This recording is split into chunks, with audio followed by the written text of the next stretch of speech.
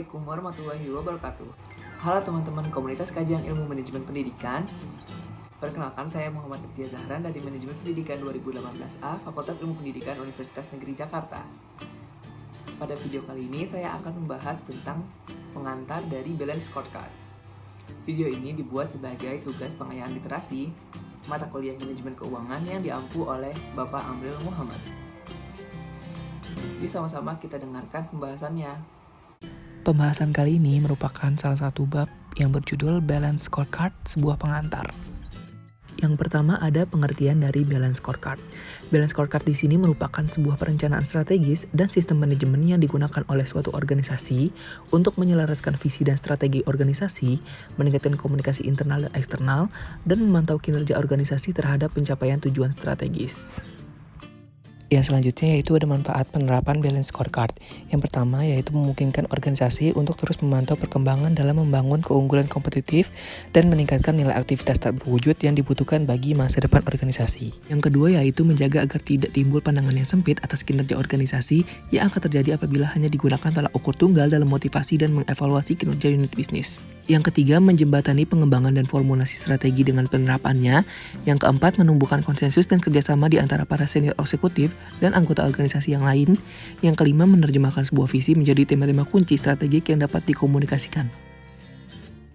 Yang selanjutnya yaitu perspektif Balance Scorecard. 4 perspektif dalam Balance Scorecard yang dikaitkan dengan visi dan strategi organisasi yaitu: yang pertama yaitu perspektif finansial. Menurut Lewis, tidak bisa dipungkiri lagi bahwasanya keuangan merupakan hal yang penting bagi setiap organisasi. Karena diperlukan keuangan yang baik untuk mengelola suatu organisasi, apalagi organisasi yang memang bertujuan untuk mengakumulasi laba. Yang kedua yaitu perspektif pelanggan. Pada dasarnya, perspektif pelanggan dalam Balance Scorecard bertujuan untuk meningkatkan nilai bagi pelanggan. Perspektif pelanggan menggambarkan tampilan organisasi di mata pelanggan. Dan yang ketiga, perspektif proses internal.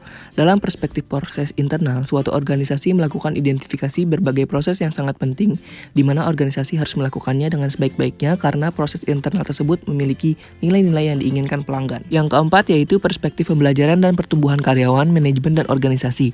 Pembelajaran sudah menjadi konsep penting di dalam pemikiran organisasi dan manajemen. Di dalam konsep ini terkandung makna integrasi pemikiran dan tindakan dalam suatu proses peningkatan yang terus-menerus dari kesadaran individu dan kolektif terhadap diri dan lingkungannya. Selanjutnya ada kaidah dan aturan Balance Scorecard. Yang pertama, pertanggungjawaban unit kerja dan personel harus diterapkan secara komprehensif dalam mewujudkan sasaran strategik operasional. Yang kedua, pertanggungjawaban unit kerja ditentukan perannya masing-masing dalam menyediakan value bagi customer, baik customer internal maupun eksternal. Yang ketiga, kinerja mission center dan service center diukur secara komprehensif pada 4 perspektif, yaitu perspektif keuangan, customer, proses, dan pembelajaran dan pertumbuhan. Dan yang keempat, peranan dan kompetensi inti mission center, service center, dan team and personal harus ditetapkan melalui Cascading Company Scorecard, kemudian ke dalam Mission Center Scorecard, Cascading Scorecard, dan ke dalam Team and Personal Scorecard. Dan pembahasan yang terakhir dalam video kali ini yaitu hambatan dalam penerapan Balance Scorecard. Yang pertama ada vision barrier atau hambatan visi, di mana tidak banyak orang dalam suatu organisasi yang memahami strategi organisasi mereka sendiri. Yang kedua ada people barrier atau hambatan orang, di mana banyak orang yang memiliki tujuan yang tidak terkait dengan strategi organisasi. Yang ketiga ada resource barrier atau hambatan sumber daya, di mana banyak waktu, uang, tenaga tidak dialokasikan kepada hal penting dalam organisasi. Dan yang keempat ada management barrier atau hambatan manajemen, di mana manajemen terlalu banyak waktu dihabiskan oleh pembuatan keputusan taktis jangka pendek.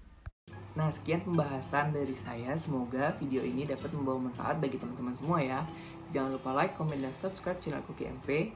Dan terima kasih, sampai jumpa.